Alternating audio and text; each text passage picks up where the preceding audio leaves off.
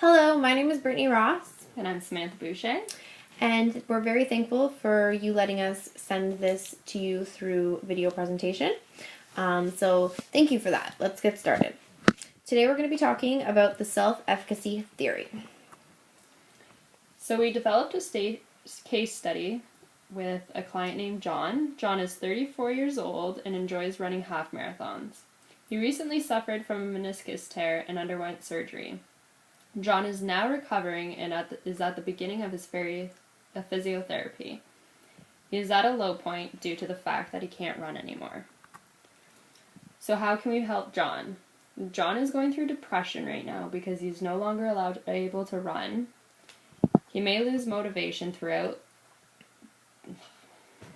this process just because of the fact he's hit a barrier in his life. His life was one way. He was very fit, running marathons, and now he can't do that anymore.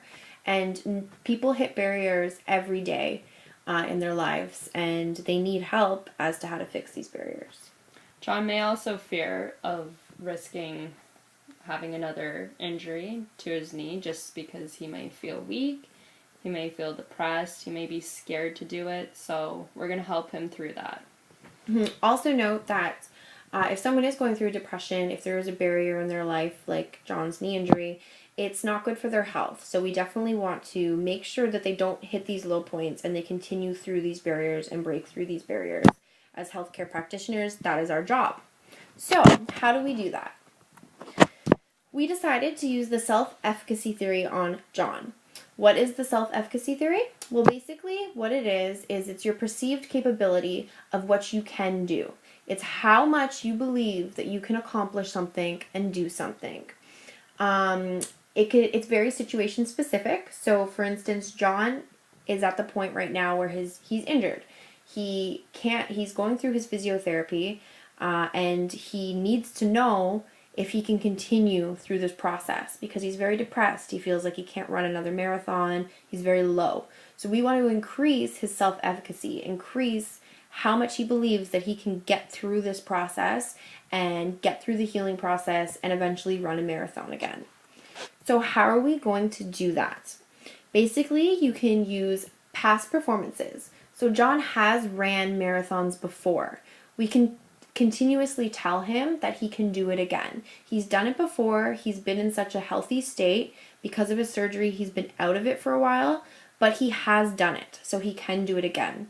And by reassuring your client, if they've already done something, that they can do it again, even though a barrier is hit, that can help increase their self-efficacy. They may think, oh yeah, I have done that before. I can do that again. You can also use vicarious experiences, and what those are is just showing them other people who have suffered the same injury or been at a barrier in their life. Like for instance, in John's case, we would show him someone who had the same injury and healed from it and continued to, their fitness level. And maybe if they see someone else do it, it'll increase their self-efficacy because they will then think that they can do it too. You can also use social persuasions. So by having family members or loved ones or friends continuously tell the client, and in John's case, his family telling him that he can heal from this, it'll help increase their self-efficacy because if their friends and family think that they can do it, they'll start to think they can do it too if they have a lot of support.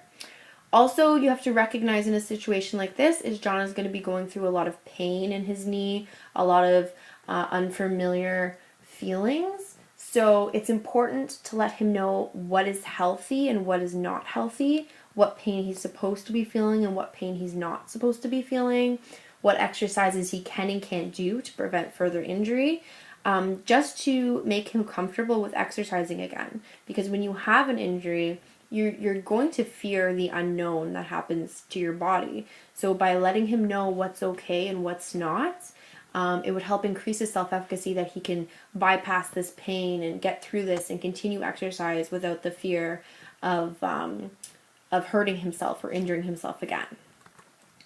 So in total, we're going to increase John's self-efficacy by using this self-efficacy theory.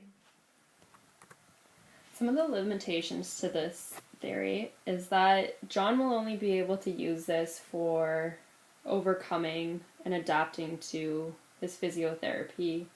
But if John ever suffers from this injury again, he won't know how to overcome it, and he will basically start off all over again, which can be a horrible thing if John doesn't have the people around him at the time to support him. Exactly. So it's very important to note that this theory, it may be good for situation specific. So once we increase John's self-efficacy, get him out of the depression, give him the motivation to believe that he can do something, to believe that he can heal and continue his training, there's going to be other barriers that he's going to face. And this theory doesn't fix that. We're gonna have to use other things to kind of make John adhere to this program. But making him believe that he can do it is one thing, but making him actually adhere to doing it is a completely different thing. So, in a clinical practice, it's very important to know that you can use self-efficacy to increase all of your clients, may it be an injury, may it be self-doubt, may it be other barriers that come in life. If someone believes that they can do something, they can do it. And that's why we decided to use this theory, because it's the starting point for helping anyone who has hit a barrier. You have to make them believe that they can overcome this barrier, make them believe that they can do something. And that is the main reason why we chose this theory. And yeah, thank you so much for listening to our presentation.